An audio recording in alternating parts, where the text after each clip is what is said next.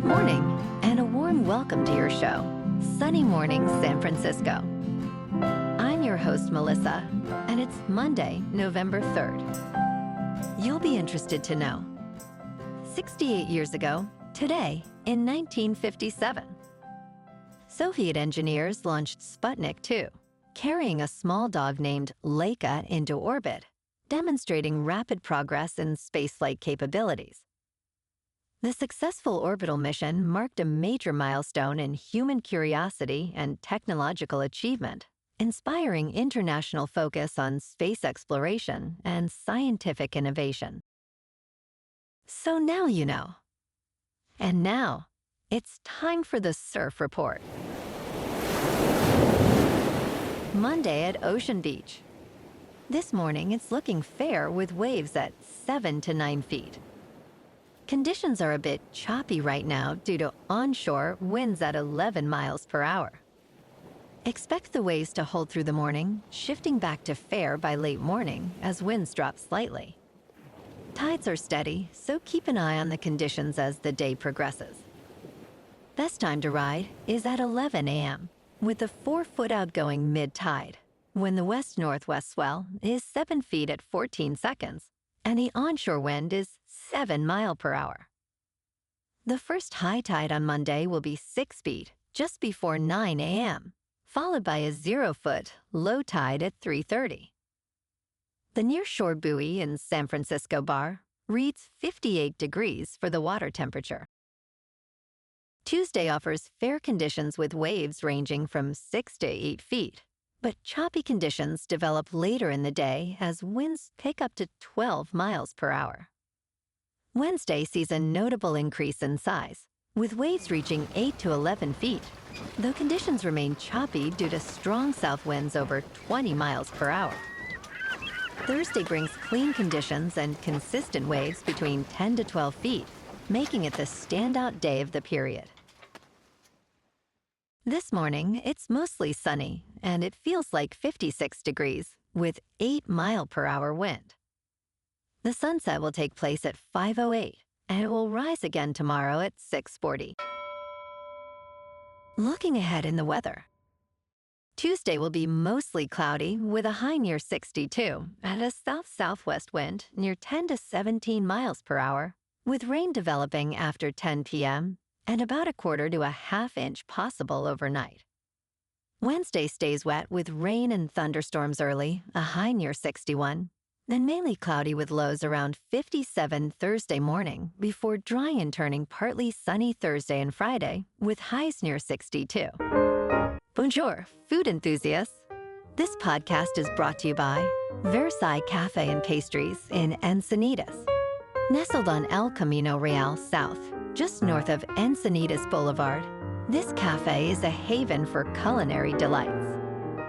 Indulge in their amazing Eggs Benedict or their gluten-free crepes. You can grab a panini for lunch or just breeze on through to get your morning coffee. They are open every day from 8 to 5. So stop on by and don't forget to tell them Sunny Morning sent you. In local news, the San Francisco Health Department is sounding the alarm over high levels of radioactive plutonium-239 detected in the air in Hunters Point. This substance, linked to lung disease and cancer, is used for nuclear weapons. City officials reported that the Navy failed to notify them of these findings for almost a year. The Navy operated the shipyard from 1945 to 1974 and is responsible for cleaning radioactive elements for the area's redevelopment. Health Officer Susan Phillips stated in a letter that air samples taken last November showed levels of plutonium-239 that exceeded the action level by 2 times.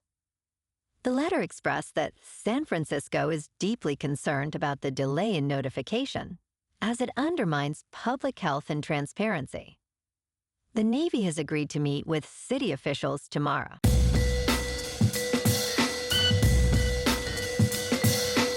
Now on to sports. In the latest NFL news, the Indianapolis Colts suffered a disappointing loss to the Pittsburgh Steelers with a final score of 27-20. Quarterback Daniel Jones struggled, leading to skepticism about his future and the Colts' Super Bowl aspirations. Despite a 7-1 record, doubts lingered due to this performance. Jones, who had been strong all season, faced pressure and made critical mistakes, resulting in 4 turnovers. Meanwhile, Matthew Stafford shined for the Rams, throwing 4 touchdowns in a 34-10 victory over the New Orleans Saints. The Kansas City Chiefs also faced challenges, potentially impacting their playoff positioning after a loss to the Buffalo Bills. The Cincinnati Bengals defense remains a concern following a last-minute defeat by the Chicago Bears. The Atlanta Falcons continue to struggle with kicking issues, while the Green Bay Packers lost to the Carolina Panthers in a surprising upset. These outcomes highlight the unpredictability of this NFL season. In local sports, the 49ers head coach, Kyle Shanahan, confirmed that quarterback Brock Purdy's turf toe is unlikely to heal this season. Purdy has missed the past 5 games after aggravating the injury in Week 4. He was ruled questionable before the team's 34-24 win over the Giants, but was inactive for the game. Shanahan stated, "It's something that probably won't fully go away all year." He emphasized the need to assess the best time for Purdy to return. Backup Mac Jones has led the team to a 5-2 record, completing 19 of 24 passes for 2 touchdowns against the Giants. The 49ers will continue to ease Purdy back into practice. In top news, more than 10 million YouTube TV customers lost access to ESPN, ABC, and other Disney channels Thursday night after contract negotiations over carriage fees collapsed. The dispute reflects broader tensions as programming companies demand higher fees for sports content, while pay television providers push back against rising subscriber bills. College football and NFL games are among the affected programming, with no clear resolution timeline. YouTube TV stated, "We know this is a frustrating and disappointing outcome for our subscribers." The blackout could lead to a $20 credit for subscribers if it lasts for an extended period. In business news, Donald Trump's grant of clemency to Changpeng Zhao, the founder of Binance, highlights failures in checks on presidential power. During a recent exchange with CNN's Caitlin Collins, Trump dismissed questions about the pardon, claiming Zhao had a lot of support and was persecuted by the Biden administration. Zhao, known as Celes, was convicted for failing to maintain an effective anti-money laundering program and has a net worth of roughly $60 billion. Despite his controversial pardon, Trump continues to benefit from the cryptocurrency industry, raising concerns about corruption and the integrity of the American political system. In crypto movement, Bitcoin is down 3% over the weekend to $108,000. Ethereum is down 6% to about $3,700. And XRP is unchanged at $2.43. Moving on to a more local vibe. In our community spotlight on health and wellness, we are working with a national Pilates studio to bring you some free classes, so listen up. Check out Club Pilates, with several locations in the San Diego area. Pilates presents a comprehensive wellness approach, cultivating strength, reducing tension, and elevating mental well-being. Scientific research affirms its benefits. So now you can check out Club Pilates for a free class, with locations in Encinitas, Solana Beach, Oceanside, La Jolla, and more. Just be sure to tell them Sunny Morning sent you by. And now, back to the show. Let's talk science. The ocean is doing its best to absorb excess heat from greenhouse emissions. But once humanity achieves a net negative carbon economy, the consequences will be severe. A new study indicates that when cooling begins after fossil fuel use is stopped, The ocean will burp excess heat, resembling the effects of humanity's fossil fuel era. This emphasizes the urgency of reducing emissions. Achieving a net neutral world is crucial. The ocean produces 50% of our oxygen and absorbs 30% of atmospheric carbon.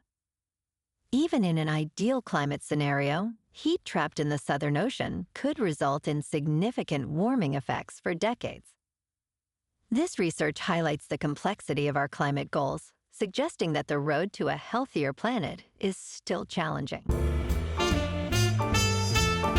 And in entertainment news, the National Football League announces that Sting will headline the Super Bowl-branded concert amid controversy surrounding Bad Bunny.